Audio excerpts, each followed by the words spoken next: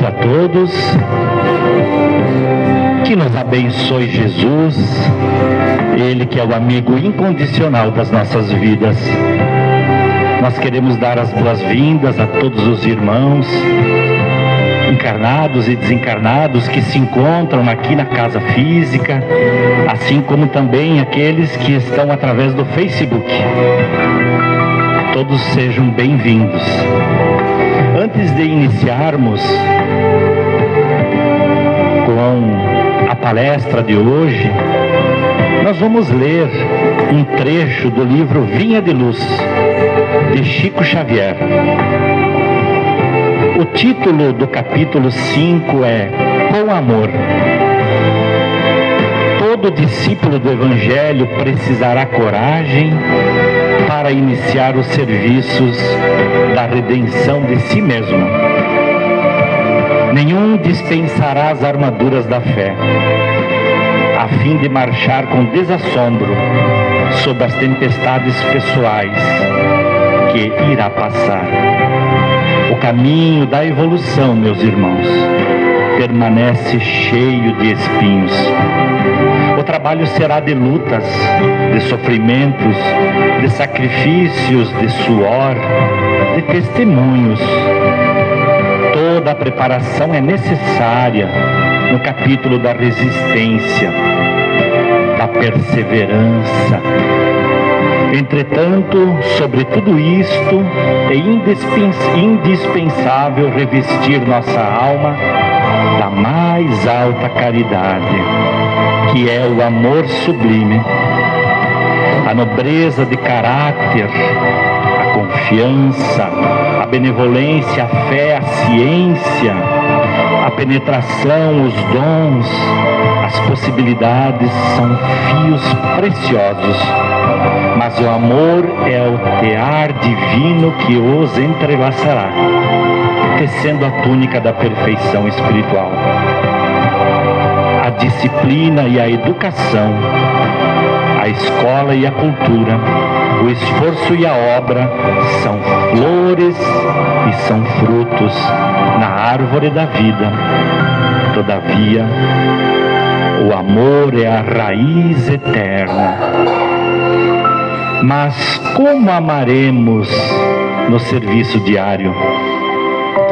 Renovemo-nos no Espírito do Senhor e compreendamos os nossos semelhantes.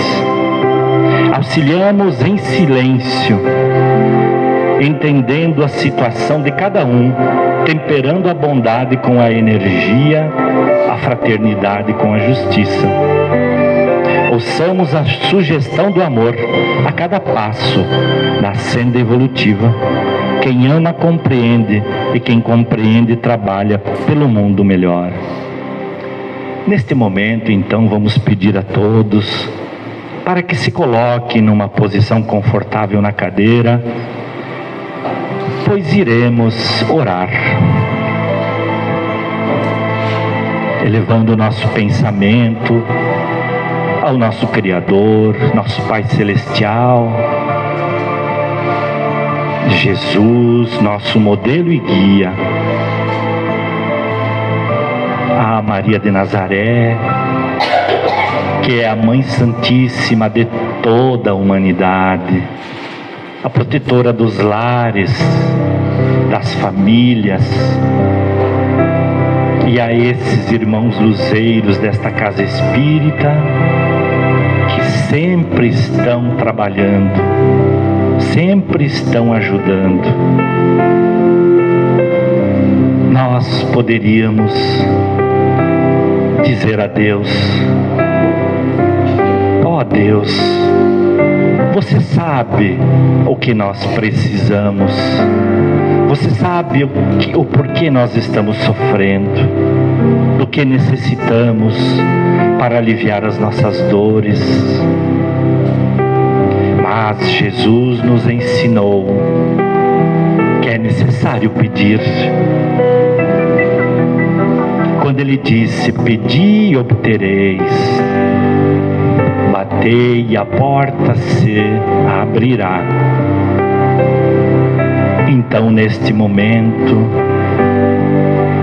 em que antecede a um momento de estudo, que nós possamos, no nosso silêncio interior, pedir a Deus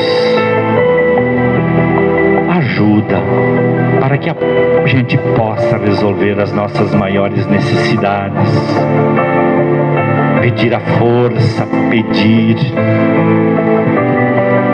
que Ele nos ajude para que a gente possa caminhar na solução das nossas maiores dificuldades.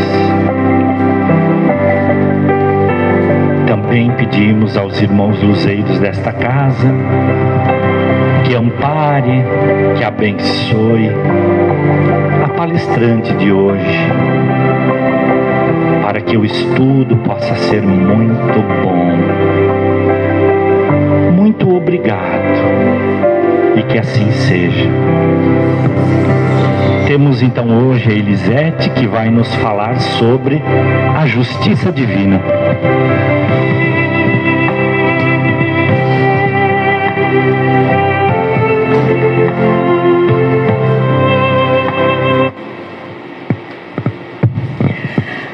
Boa noite a todos. É com muita alegria que eu estou aqui para a gente refletir um pouquinho sobre a doutrina, estudar um pouquinho sobre os ensinamentos de Jesus e possivelmente fazer uma pequena mudança no nosso pensamento, nas nossas atitudes, para que a gente possa galgar expectativas melhores, que a gente possa ter a esperança de renovação, de felicidade, de melhoria. Que Deus nos guarde e nos mantenha em sua paz.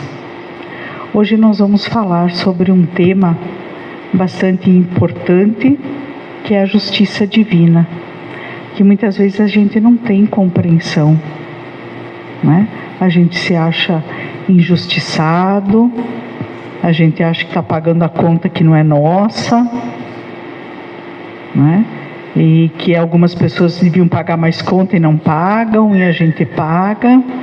Então hoje a gente vai refletir um pouquinho sobre isso. A gente não tem a pretensão de esgotar o assunto, né? Temos o livro Céu e Inferno, que trata da justiça divina, que é bem importante. Quem puder fazer a leitura, já fica a sugestão de leitura, né? E vamos então começar a nossa reflexão. Era o ano de 177 depois de Cristo, na cidade de Lyon, nas Galhas Francesas. O concílio estava abarrotado de gente. Não se tratava de nenhuma assembleia tradicional, nada que era comum na época. Marco Aurélio reinava e, embora não houvesse ordenado nenhuma perseguição aos cristãos, ele permitia que se aplicassem com o máximo rigor todas as leis existentes contra os cristãos. A matança, por isso, perdurava terrível. Mais de 20.000 pessoas já haviam sido mortas.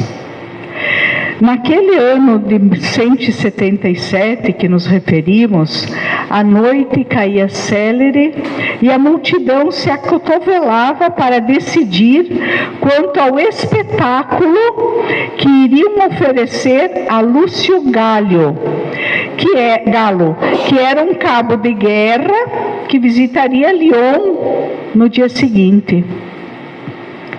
Imaginaram-se para logo comemorações a caráter. Álcio, que dirigia aquela reunião, programando os festejos, já embalado pelo excesso de vinho, convocava a assembleia então para que se manifestassem, ajudando-o a pensar num espetáculo diferente, à altura do visitante. E aí alguém disse: nossa equipe de bailarinas nunca esteve melhor. Outro, no outro lado, dizia: podemos fazer uma briga de touros, touros selvagens, e considerando o visitante que vinha, a altura de graduação desse visitante, eles queriam um espetáculo diferente, eles queriam uma coisa diferente, não aquilo que ele já estava habituado a presenciar, né? Então, jogar cristãos às feras também já era uma coisa que era comum, né? E aí o próprio Álcio, esse que estava coordenando a reunião, ele diz: poderíamos reunir nessa noite mais ou menos 1000 mulheres e crianças cristãs, e coroando as homenagens, poderíamos oferecer um espetáculo diferente.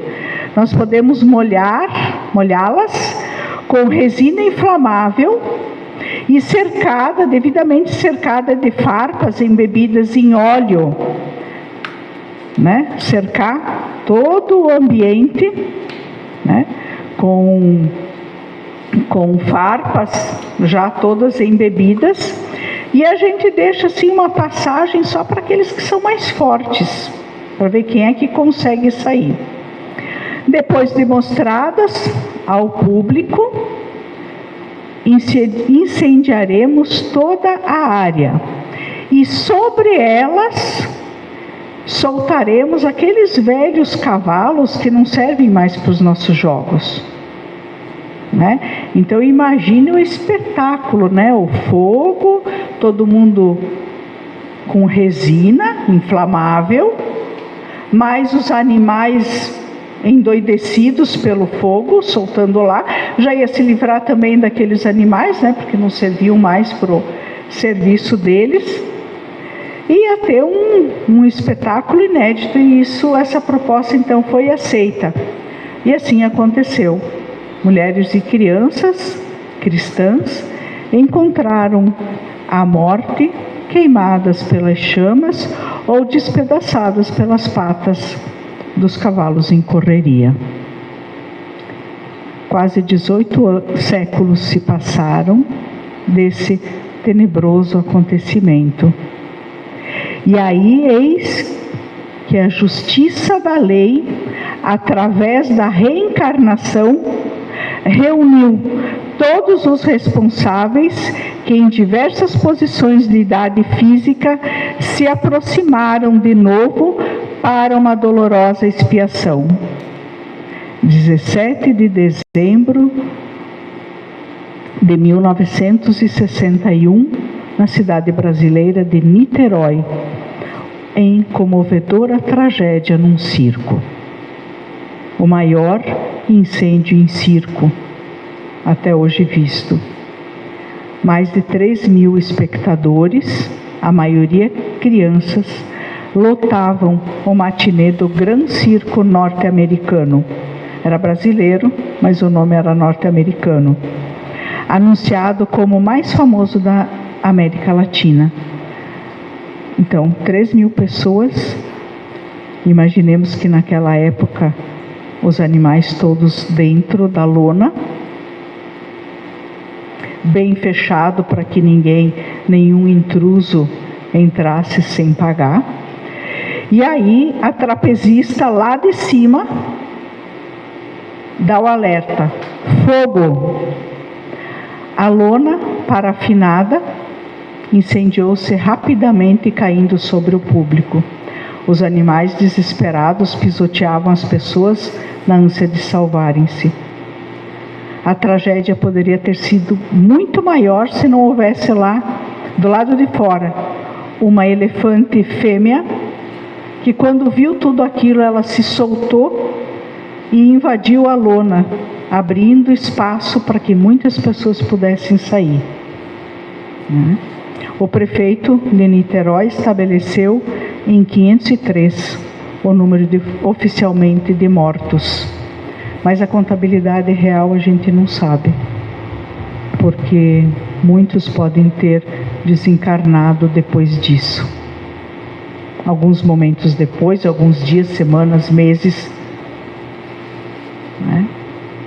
Eis a justiça divina acontecendo 18 séculos depois, né? Muitos dos que lá estavam decidindo por aquele espetáculo conseguiram nas suas diversas encarnações reparar o erro cometido, e muitos não. E aí optaram no seu planejamento por essa situação, estarem lá no circo naquele dia em 1961. E resgataram então através da dor, repararam através da dor aquilo que haviam provocado. Esta é a justiça divina. Nós vamos ver que não é só através da dor, né? E quanto mais nós estudamos, quanto mais nós participamos de palestras, fazemos leituras, a gente vai aprendendo que a gente pode sim resgatar todos os nossos débitos, aquilo que a gente contraiu nas vidas anteriores, através do amor.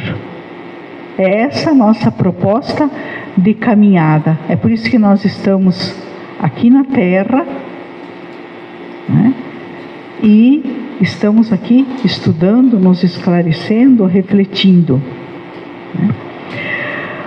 Por onde a gente olha, né? Olhando à nossa volta, a gente sempre vai se deparar com muitos casos de desencarnes coletivos, muitas vezes provocados por acidentes naturais, ou não, e que na sua passagem carregam um grande número de criaturas que adentram o mundo espiritual.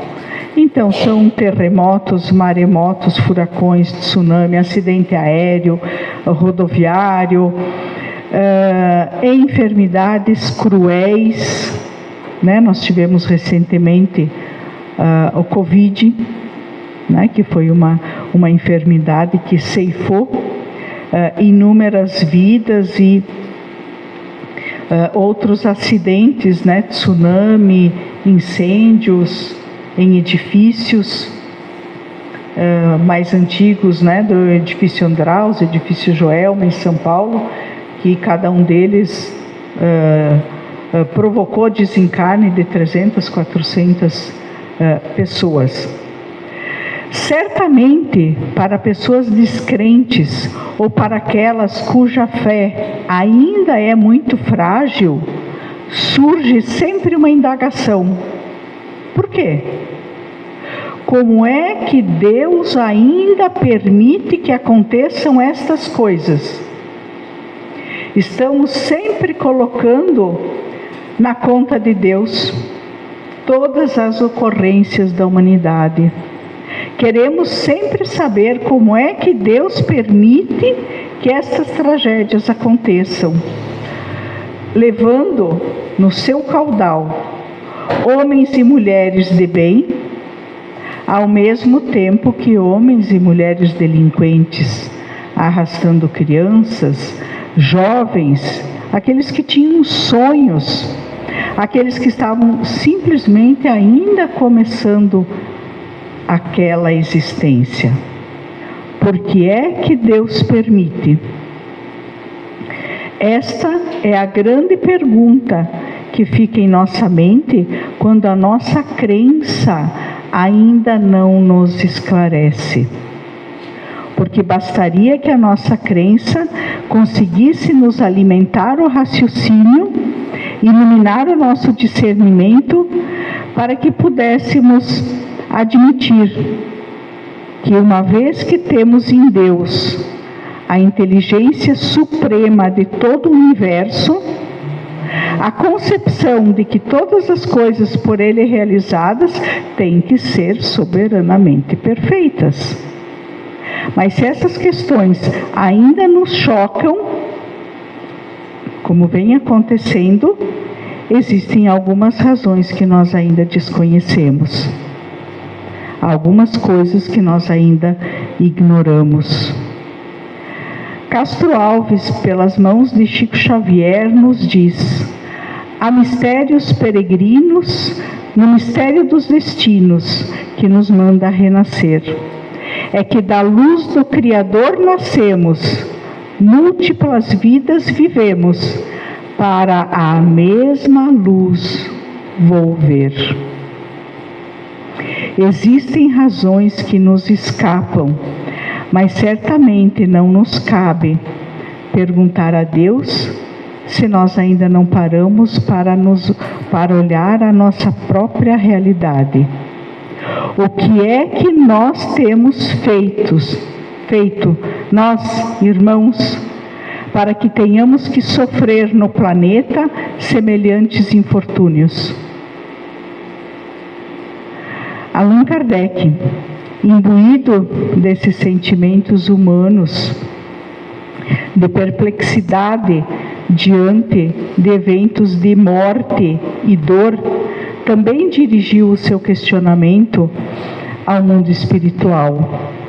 E ele disse: o Espiritismo explica perfeitamente a causa dos sofrimentos individuais como consequência imediata das faltas cometidas nas existências anteriores, uma expiação do passado. Mas uma vez que cada um só é responsável pelas suas próprias falhas, não se explicam satisfatoriamente as desgraças coletivas que atingem a aglomeração de indivíduos, às vezes uma família, às vezes uma cidade, às vezes uma nação, às vezes uma raça, e que se abatem tanto sobre bons como sobre ruins, sobre inocentes e sobre culpados. Então a indagação que havia na época: se cada um de nós paga a sua conta, por que acontecem esses desencarnes coletivos? Num avião, a maioria das pessoas nem se conhecem e desencarnam da mesma forma no mesmo momento. E aí nós temos a Clélie Duplantier. Ela é uma dos espíritos que respondia a Allan Kardec. E ela veio então esclarecer isso, esse questionamento feito pelo Allan Kardec. E ela diz assim: todas as leis que regem o universo, sejam físicas ou morais, materiais ou intelectuais, foram descobertas, estudadas, compreendidas, partindo-se do estudo da individualidade e da família para o conjunto, para o estudo do conjunto, generalizando-se gradualmente e comprovando a universalidade dos resultados. Então, não foi um pensamento, não foi uma pessoa, né? Então, todas essas leis do universo passaram por esse processo do individual, da família para o coletivo, e generalizando, a resposta atendia à universalidade, ao todo. Então, passa a ser lei, né? Outro tanto se verifica hoje com relação às leis que o estudo do Espiritismo dá a acontecer. Podem aplicar-se sem medo de errar as leis que regem o indivíduo para a família, para a nação, para as raças, para o conjunto dos habitantes dos mundos, os quais formam individualidades coletivas. Então nós temos as faltas do indivíduo, por exemplo, tabagismo, alcoolismo, aquelas pessoas com maus pensamentos, violento, né? degenerescências que retornam sobre o próprio indivíduo. Né? Então, eu tenho abuso do uso do álcool, eu destruo o meu corpo, ou eu prejudico, eu atrapalho a execução do meu planejamento reencarnatório. Nas existências seguintes, né, conforme o grau, esse mesmo indivíduo retorna carregando dificuldades pessoais, individuais. Por quê? Porque foi uma decisão individual. Né? Mesmo que eles retornem em lares com pais amorosos, compreensivos, há a necessidade de restaurar aquele débito, de resgatar aquele débito. Então, sempre a presença de pais amorosos, compreensivos, disciplinadores, né? Não é permissividade, né? É educação, é disciplina, mas com muito amor, com muita compreensão, né? Eles poderão ter mais força para passar por aquelas dificuldades, mas eles vão passar. Né? Eles vão passar, assim como nós estamos passando. Né? Nós também estamos nesse processo de resgate, né, de pagamento daqueles débitos que a gente contraiu nas existências anteriores. A lei de Deus, perfeitamente justa, permite ao indivíduo, então, renascer na Terra e atravessar o caminho que lhe permitirá queimar o débito ancestral, queimar as dívidas anteriores, aquilo que a gente fez em caráter individual. Há os débitos também, para a gente ir compreendendo, às vezes, os nossos sofrimentos, as nossas perdas. Há os débitos também da família. Né? Existem muitos casos. Né? A família nos ajuda, a gente ajuda a família a cometer equívocos. Né? Os filhos cometem crimes e são acobertados pelos pais, né? Cheio de glórias mundanas, driblando a lei, driblando a sociedade. Pais e filhos que cometem crimes em conjunto, traficam, matam, roubam. O tempo passa e eles regressam ao mundo da matéria, tomando conta de tudo aquilo, de toda a miséria que eles derramaram nos seus próprios caminhos. E aí eles voltam à matéria para resgatar com a sociedade os erros que cometeram. E voltam todos no mesmo tronco genético. E sofrem conjuntamente a consequência dos atos. Então a família comete os equívocos conjuntamente e retorna. A família retorna junto, porque precisa resgatar junto aquilo que foi feito. Né? E aí a gente vai entendendo melhor as coisas, né? Vai passando melhor. E aí nós temos crimes cometidos pela nação, por exemplo, né? Que cometemos conjuntamente. Então, imaginemos uma nação que alimente preconceitos. E visivelmente a gente pode entender, exemplificar, aliás, preconceito religioso. Né? Nós temos muitas nações que entram em guerra com outras nações por questões religiosas. E aí, um sem número de preconceitos. Esse talvez seja um dos mais evidentes, né, mais fortes para a gente exemplificar. E aí, nesse caso, nós nos encaixamos todos numa necessidade de resgate coletivo. E aí nós temos os desencarnes coletivos. Imaginemos que o nosso Criador decida passar pela nossa sociedade e arrebatar todos os mentirosos, os preconceituosos, os que cometem crimes de lesa sociedade, os corruptos, os espertalhões, e levá-los todos para o além. O que vai acontecer?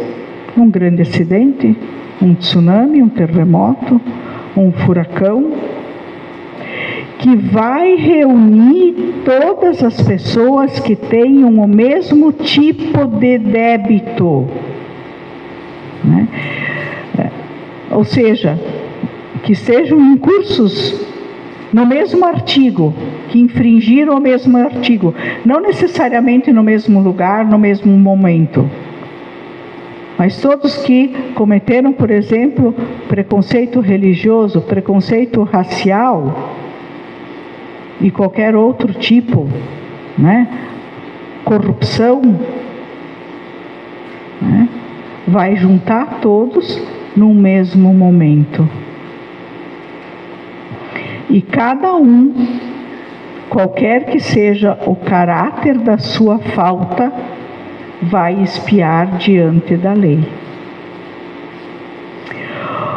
O algoz, relativamente à sua vítima, ou encontra em alguns momentos, ou vive em contato com a sua vítima em uma ou em várias existências até a reparação total. Então vamos imaginar um débito feito dentro de uma família. Alguns naquela família, nas primeiras existências, podem já fazer o seu reparo, a sua melhoria, o seu pagamento de conta. Outros talvez demorem mais. Então, alguns podem se liberar antes e outros vão continuar até o término do pagamento.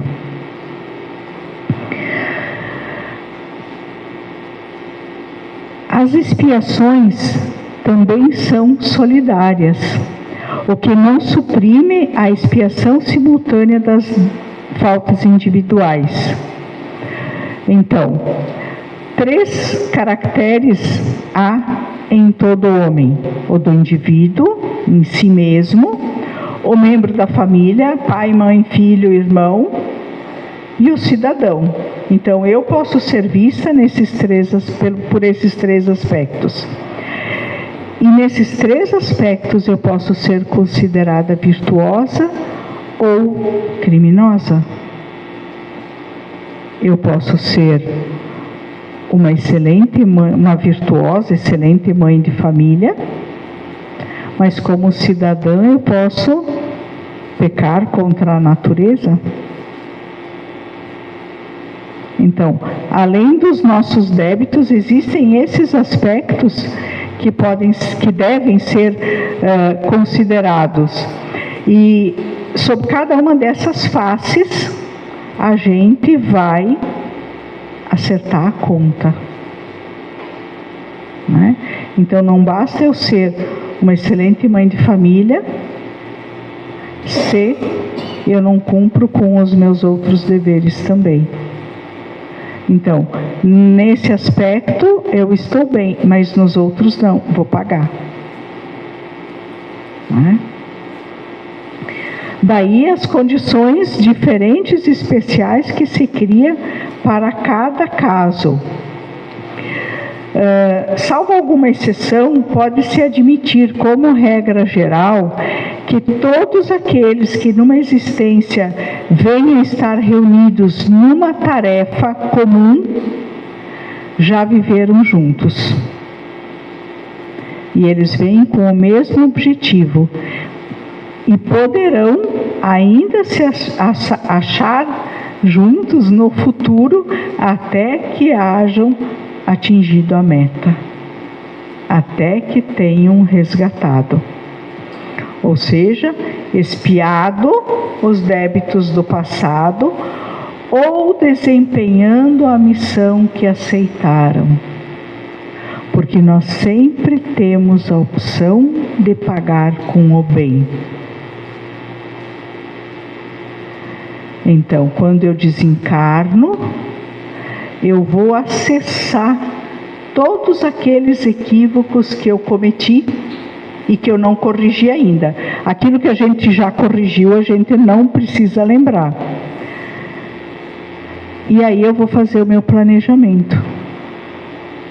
E nesse planejamento eu posso, trabalhando no bem, resgatar e evitar grandes sofrimentos. Nós sempre temos a oportunidade de resgatar pelo amor. A nossa imperfeição ainda nos atrapalha muito nisso. E muitas vezes a gente precisa da dor, para daí talvez se dar conta. Graças ao Espiritismo, compreendemos agora que a justiça das provações não decorre dos fatos da vida presente, porque a gente entende e reconhece que é um resgate das dívidas do passado. Porque não haveria de ser assim com relação às provas coletivas? Então, se é assim individualmente, é assim na família, é assim na nação, na coletividade. Dizemos que os infortúnios de ordem geral alcançam assim o inocente como culpado. Mas nós não sabemos se o inocente de hoje não é o culpado de ontem. Não é? Quer ele seja atingido individualmente, quer coletivamente, é porque o mereceu.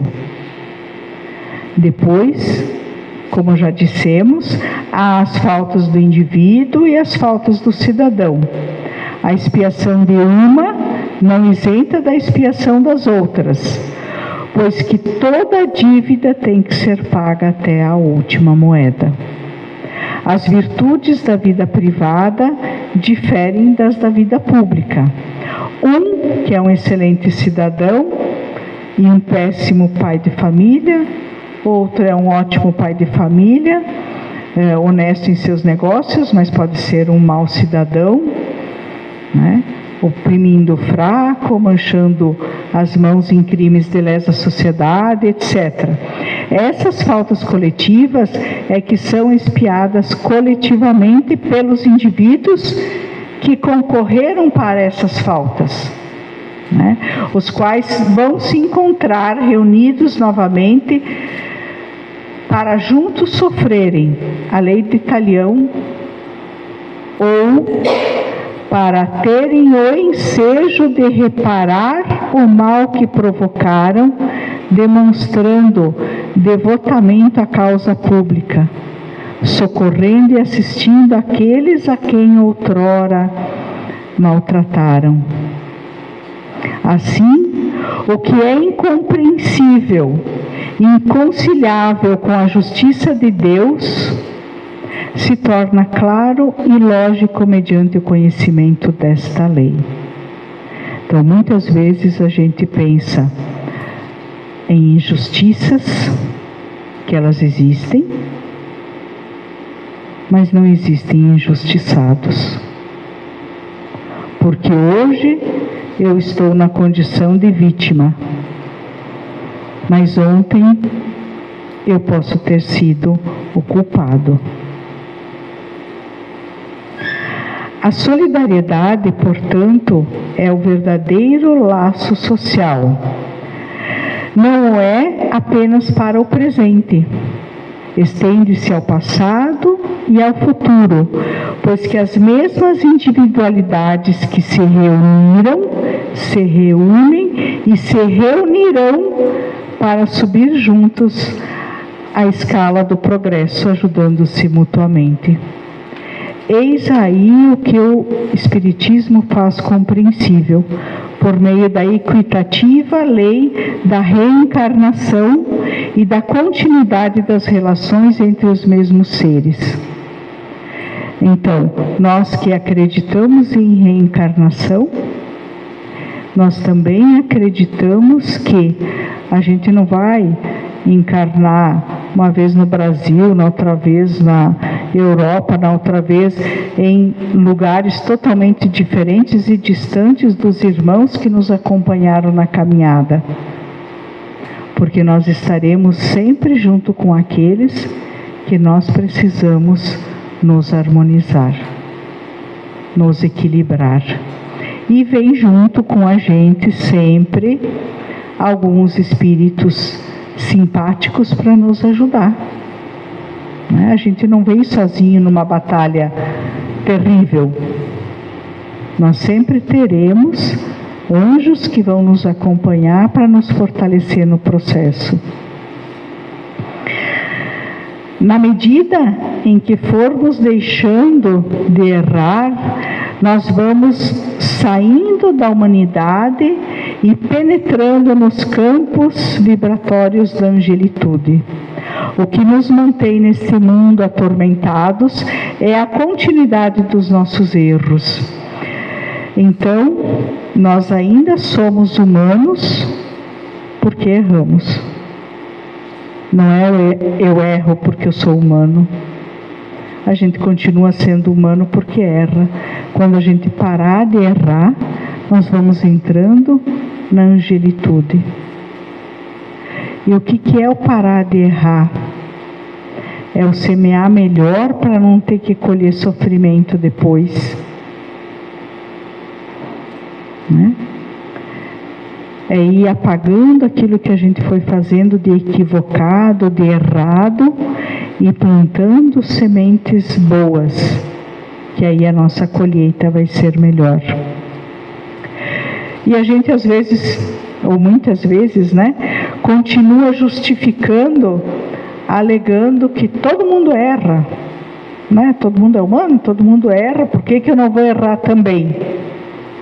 Mas o conhecimento que a gente tem da lei já nos impede de dizer isso, né?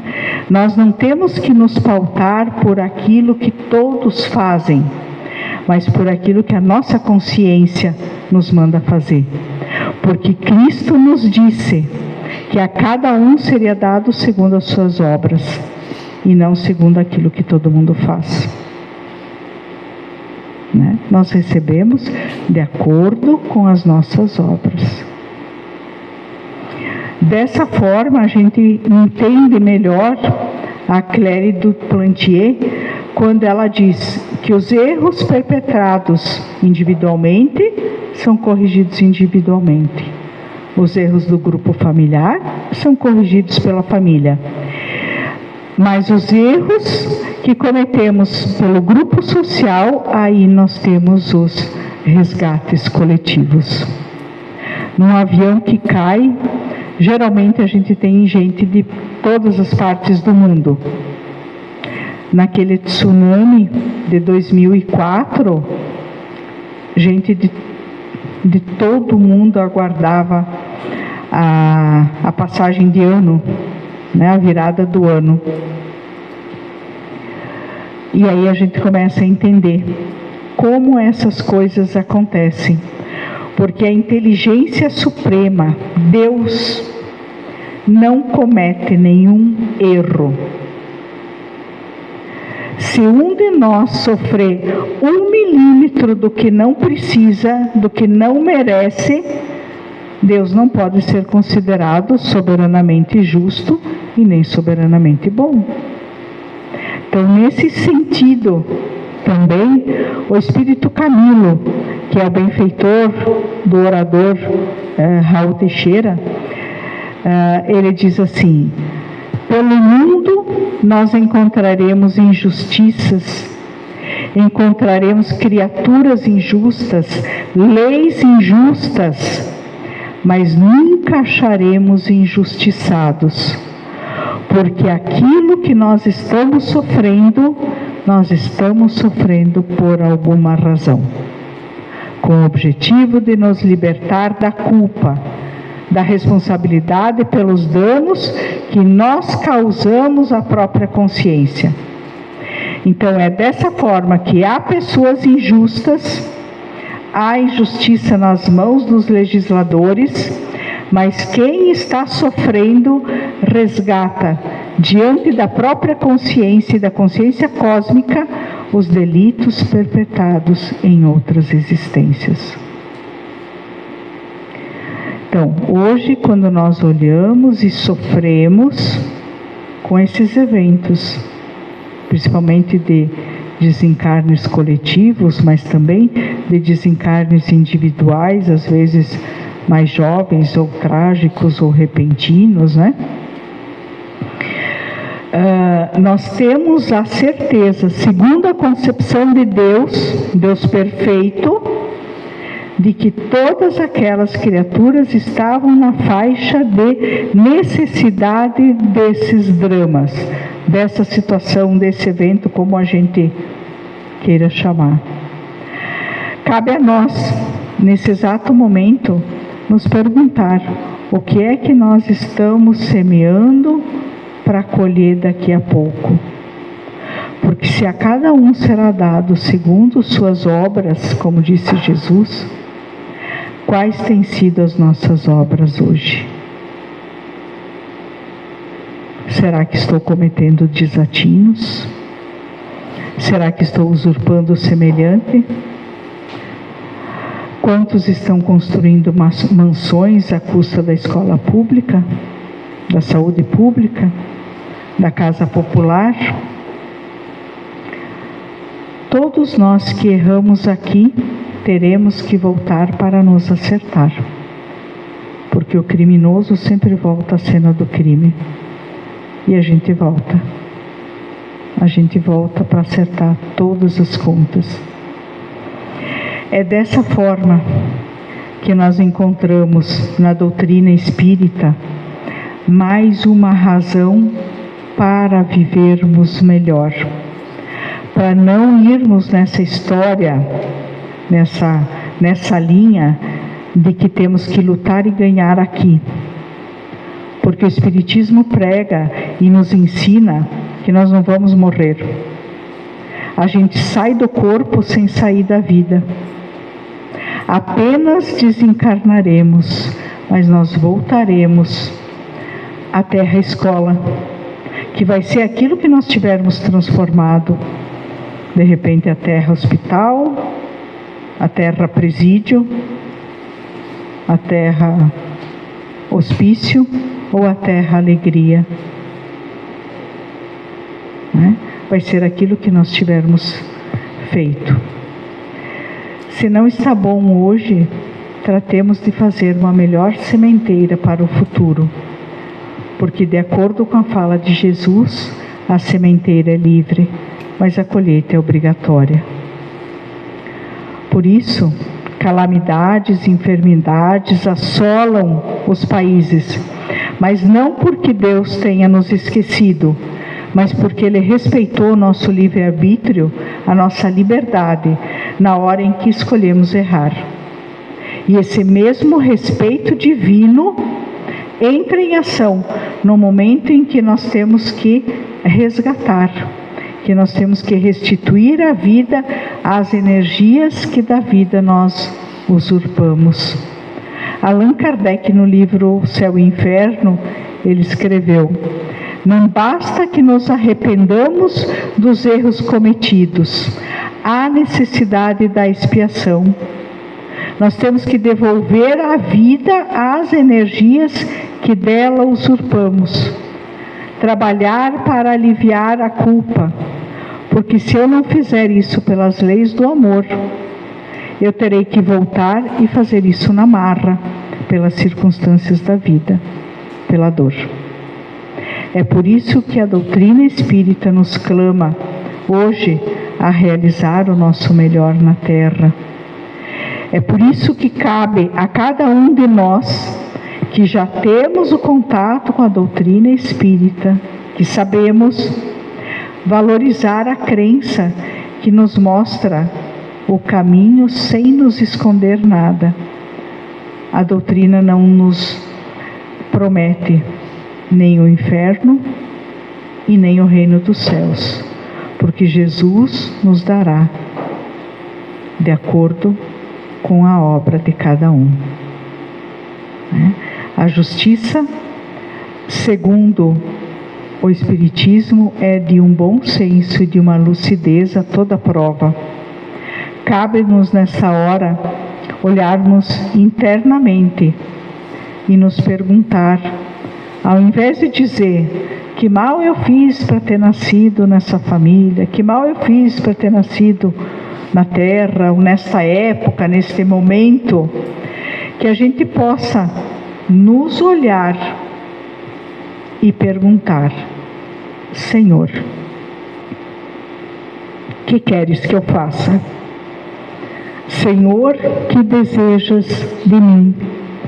Como perguntou Saulo de Tarso ao levantar-se do tombo, após ter visto o Senhor: que queres que eu faça?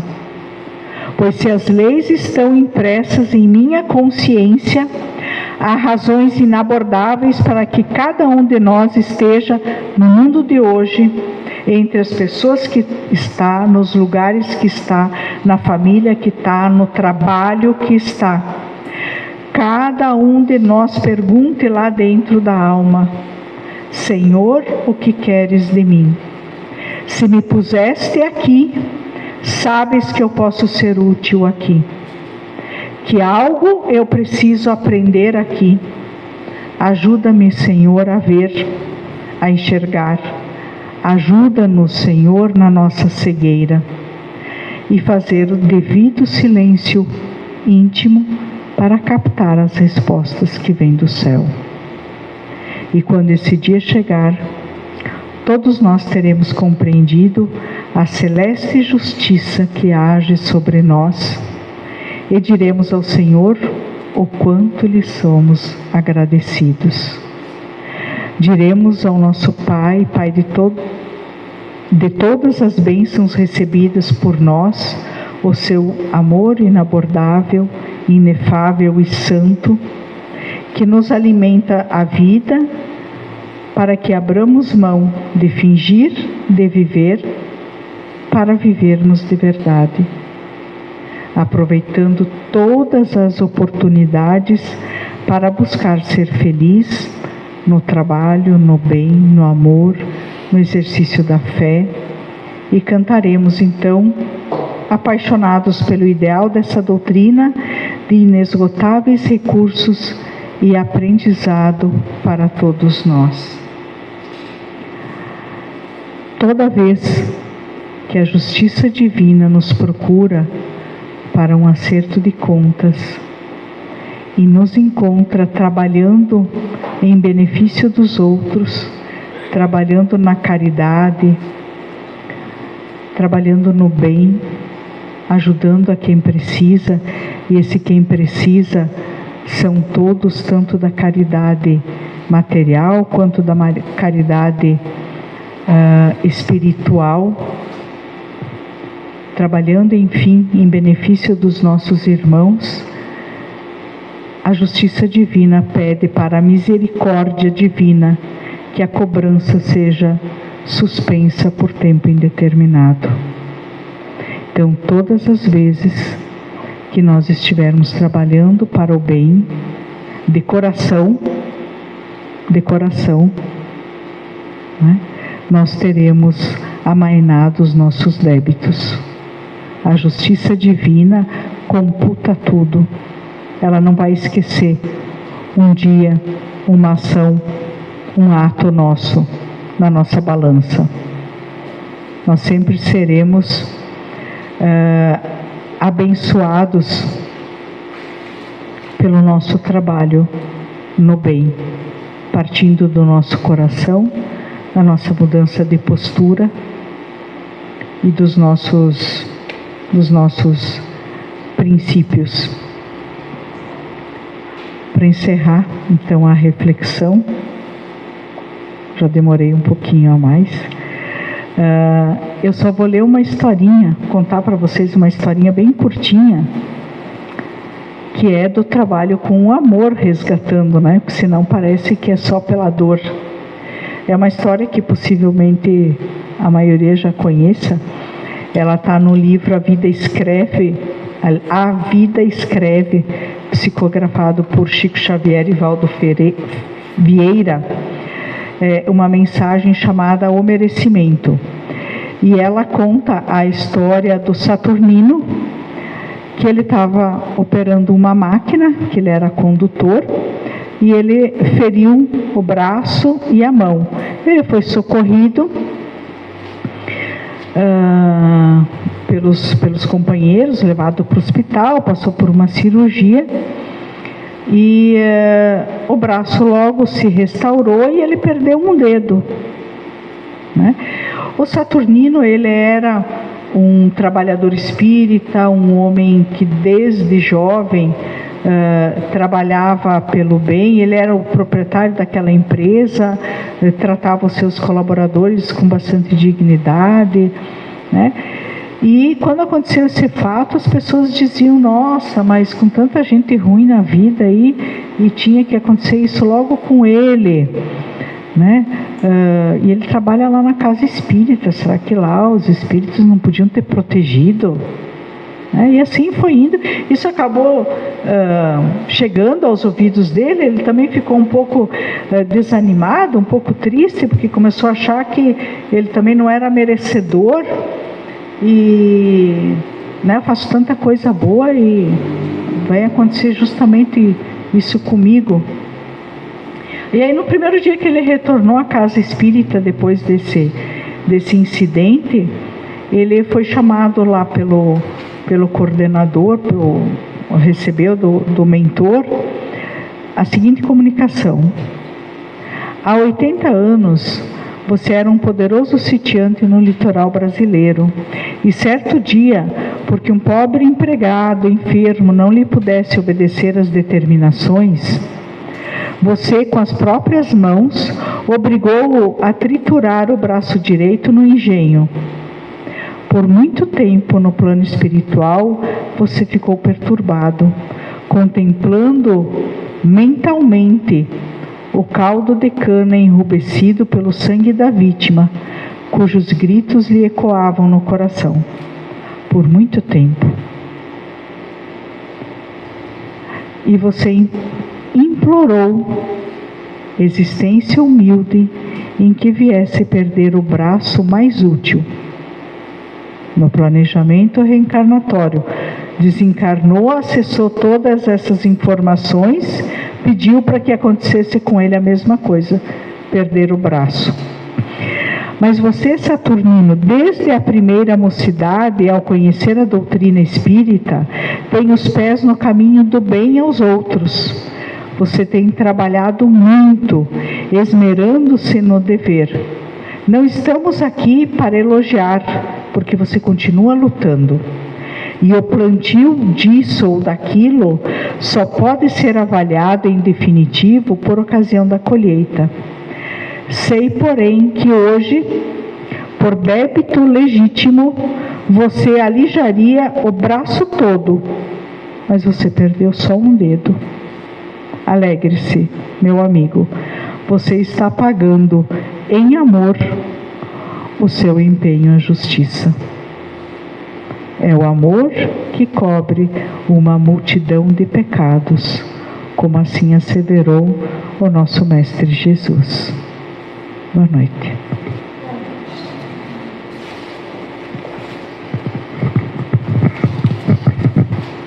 Então, após esse belíssimo e importante estudo sobre a justiça divina, nós vamos para o segundo momento desta noite, que é o passe. Então a gente pede que todos se coloquem confortavelmente nas carteiras, fiquem prontos, receptivos para receber a energia dos Espíritos, que será transmitida através dos trabalhadores da casa, que nós pedimos que se levantem. Nós vamos também diminuir um pouco a luz, para que a energia possa fluir melhor. E meus irmãos, depois de que nós entendemos a justiça divina, compreendemos o que nós estamos passando, só nos resta a gratidão em nosso coração. E a oração para o passe é sobre a gratidão.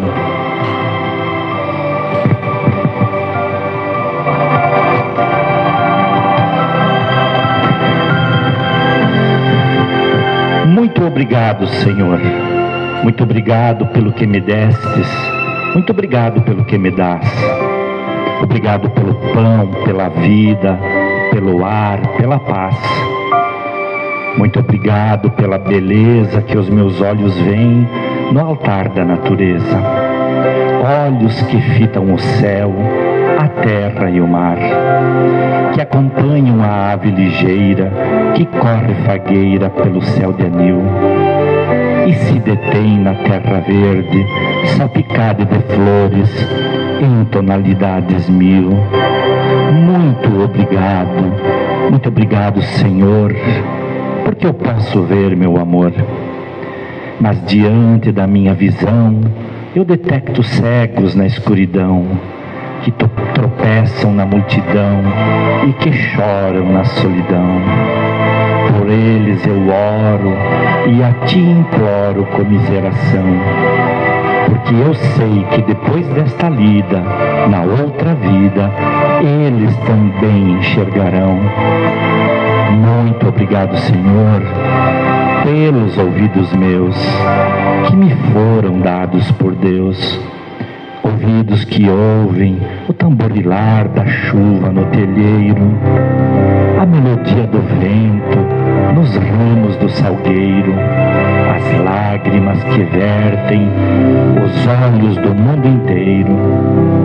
Ouvidos que ouvem a música do povo que desce do morro na praça cantar, a melodia dos imortais que se ouve uma vez e ninguém a esquece nunca mais. A voz melodiosa canora melancólica do boiadeiro e a dor que geme e que chora no coração do mundo inteiro. Pela minha alegria de ouvir, pelos surdos eu te quero pedir, porque eu sei que depois desta dor, no teu reino de amor, eles voltarão a ouvir. Obrigado pela minha voz, mas também pela sua voz, pela voz que canta, que ama, que ensina, que alfabetiza, pela voz que canta uma canção e que teu nome profere com sentida emoção. Diante da minha melodia, eu quero rogar pelos que sofrem de afasia. Eles não cantam de noite, eles não falam de dia. Eu oro por eles, porque eu sei que depois desta prova, na vida nova, eles também cantarão. Obrigado, Senhor, pelas minhas mãos, mas também pelas mãos que aram, que semeiam, que agasalham, mãos de ternura, que libertam da amargura, mãos que apertam mãos, mãos de caridade, mãos de solidariedade, dos adeuses, que curam feridas, que enxugam lágrimas e dores sentidas, pelas mãos de sinfonias, de poesias, de cirurgias, de psicografias, pelas mãos que atendem a velhice, a dor e o desamor, pelas mãos que no seio embalam o corpo de um filho alheio, sem receio, e pelos pés que me levam a andar sem reclamar, o Obrigado, Senhor, porque eu posso me movimentar diante do meu corpo perfeito. Eu te quero rogar, porque eu vejo na terra aleijados, amputados, paralisados, que não podem se movimentar. Eu oro por eles, porque eu sei que depois desta expiação, na outra reencarnação, eles também bailarão. Obrigado por fim pelo meu lar. É tão maravilhoso ter um lar. Não é importante se esse lar é uma mansão, ou se é uma favela, uma tapera, um ninho, um bangalô, ou seja lá o que for. O importante é que dentro dele exista a figura do amor de mãe ou de pai, de mulher ou de marido, de filho ou de irmão, a presença de um amigo, a companhia de um cão, alguém que nos dê a mão.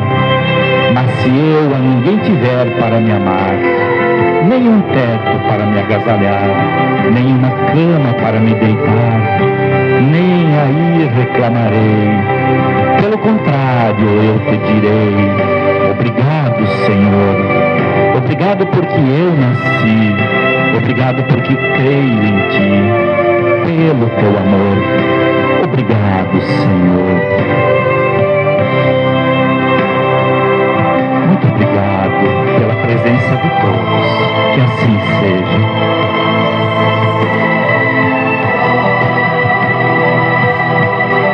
Nós convidamos a todos para na próxima quinta-feira mais um momento de estudo e de prece. Bom retorno para os vossos lares.